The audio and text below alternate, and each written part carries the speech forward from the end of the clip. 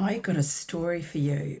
In sales, this is a sales focused story, and it's definitely one of my favorites. So, I was doing some work for a client, and they had a rep that had been in the business for 20 years. So, he'd been flatlining for quite some time, and they didn't know why, and they didn't know what was going on. There's a problem for a start, anyway. Now, I do leadership development with those leaders so that they should know what's going on. But anyway, so they didn't really know what was going on. They left him to his own devices. He'd been flatlining for some time. And so they decided to invest in me going down and spending 2 days with him. So he was further south. So I went down and the first day, he was just nice as pie. He took me out. He showed me all the farms where they had his product. So the product was, it was something that you put onto the fields and farms, and it made the grass grow clover. And clover, don't quote me on this, but my understanding was that clover, the more clover you have, the more milk the cows that eat it will produce. So it's really got a bottom line direct to the farmer. So it's an amazing product. Obviously a competitive market. So anyway, he showed me around all the farms that had it. We went and visited a few really lovely clients and had cups of tea and had a good chat. And then we went to a farm, and he dug some ground up and showed me underneath what happens, and just incredibly passionate about his product. What I'd noticed was that he was only going to see cup of tea clients, and that's what I call, the clients where you just go and have a cup of tea. Let's not worry about selling. Selling's too hard then, isn't it? When you're too familiar, selling becomes really hard. And so he'd become very familiar with his clients, understandably, because he'd been in the business for 20 years and in that same area.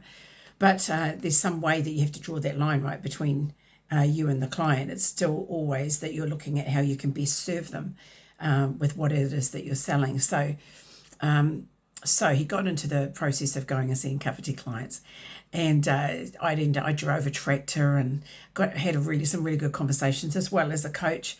One of the things that we do when I go out with salespeople is I say, I'm Jackie, I'm part of the marketing arm of the business. So it's not lying, because I'm looking at how they market and how they, present themselves. So it works beautifully. And so clients tell me stuff that they wouldn't necessarily tell salespeople.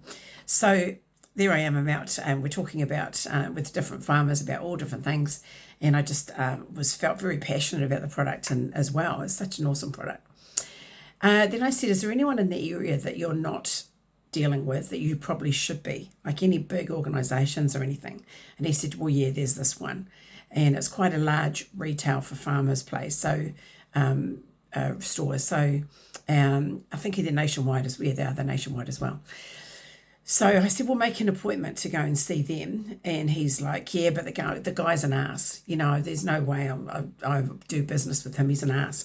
And I said, wow, so why don't we go and see what's going on there? Like, at least let me see if there's an opportunity. So I said, ring up, make an appointment, and let's go and see them. So he made an appointment for 9:00 the next day. So the next morning, he picks me up. He knew that I'd been observing him and what he was doing the day before.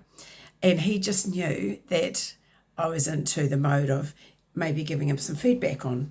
And so he's got himself into this absolute state of seething. He was seething. I got in the truck, and he was just like, right, morning. That's like really cold. And I thought, oh, shivers, what's going on here? And he said, I'll tell you how today's going to go. We're going to go and see this client, and then I'm just going to cut you loose for the rest of the day. And I said, oh, wow, okay. What's happened? I said, what's made you brought that decision about? And he said, I said, yeah, that's fine. What's brought that decision about? And he said, oh, well, it's just that my clients just feel really uncomfortable having you there. Blah, blah, blah, how it was not conducive to the sale and all this stuff, which was absolute rubbish, because I had a really good time with all of his clients, and it was a really awesome day. So he'd obviously just steamed overnight about the fact that how he was going to have to change something. I might suggest that he could change something, and so he got really anxious about it. So I totally saw that, totally got it, and that was okay. So I just took all the pressure off. I said, that's fine, I'll just catch a flight back, earlier if I can.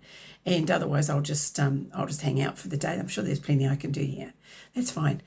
So we went to see this first client. Before we went and saw them, I said, now just give me a bit of a brief. So about how much do they turn over a year? And he said, you people from Auckland, You think you can just turn up here and ask questions like that? They'll kick you out if you ask questions like that. And I said, so what about the profit then? What sort of profit does he make? And what's his profit margin? Oh, look, honestly, if you ask questions like that, you are going to get kicked out. So you need to stop that. So I said, okay, well, look, let me lead into the conversation because you don't have a relationship and you haven't wanted a relationship. So let me lead in and see what I can do. And then I'll hand it over when I get out of my depth. So he was like, yep, okay, well, all right, whatever. So we get in there. I do the thing that I do when I get into, when I'm teaching people to do, I do as well when I'm opening up a sales opportunity, a conversation with a client. And I always say, actually, in sales, don't focus on the sale, focus on engagement. Just get them talking. And so what did I get them talking about? Yeah, first time I got him was talking about him. So I said, so, wow, this is a huge store. Tell me a bit about, your journey with the store. And he said, well, yeah, actually I've been here for 2 years and I've got it from like 20th on the list up to second or third on the list. And I was like, wow. And I was genuinely impressed. Like, that's what a huge thing to be able to do in 2 years. How amazing. So I was genuinely impressed. And then I said, wow. And so how much turnover does the store make a year? And the second question I asked. And the rep, I could feel the rep's eyes boring into me. So the client was chuffed, like, to share some of his successes. So he shared with me what the turnover was. And I was like, wow, that's more zeros than I can imagine dealing with. So good on you. That's awesome. And I said, so what sort of profit would you expect to make from that? 20, 30%? And when you give somebody a percentage, they correct you. So I don't mind asking tough questions and giving them an option of what it could look like because they'll correct you anyway.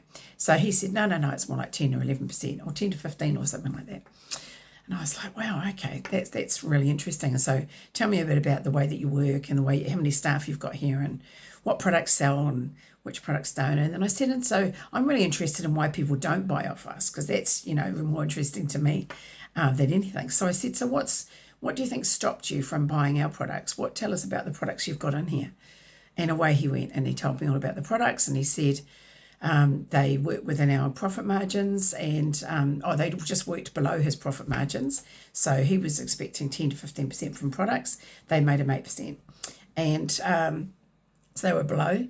And he said, and I said, and what stopped you from buying our products? And he said, because your guy, and the guy's sitting right there, your guy used to just turn up. He wouldn't make appointments. And I'm a busy man. And plus he didn't train the staff. He never came in and trained the staff. And so the staff didn't actually know how to sell your product really well. And I said, wow, okay. I said, so if our product could make you bring up your profit margin, your profit, and if our product, if we help to train your staff regularly so that they felt really confident in selling it, would you look at stocking it again? And he said, absolutely, yeah, if it can make me more profit, of course, why would I not?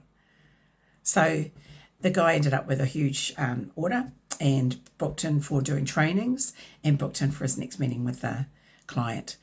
So it was just an amazing situation. So we left there. Whenever I tell this story, sometimes I forget about the next part and people are like, so what happened? You got out the door and what did he say? And that's probably the main part of the story, eh? So we get outside the door and he goes, well, okay, I guess there's some things I could learn here. Do you want to go and have a coffee? And so I said, yeah, that'd be awesome. So we went and had a coffee. He ended up saying, look, my wife's at home. She can make us lunch. Why don't we go and plan my territory and you can tell me what I need to do differently to really boom my area? Because obviously there's a whole lot of opportunity here I'm missing. Yes, there is. And we had a beautiful day together, refocused him on his targets. He ended up being a boomer sales rep, going through the roof. So there's hope for everybody. For one, that's the message here. And two, you may be sitting on huge opportunities that you don't see. And that's where I come in as a coach. I can help you to see where the opportunities lie, whether it's out in the field sales reps, whether it's with your business or whether it's with you personally. But so I love selling and I love taking out people, going out with people and helping them to do it better. So if that's of interest to you, then make sure you give us a call or message us or just click on our link so that you can have a Zoom chat with me. Mwah.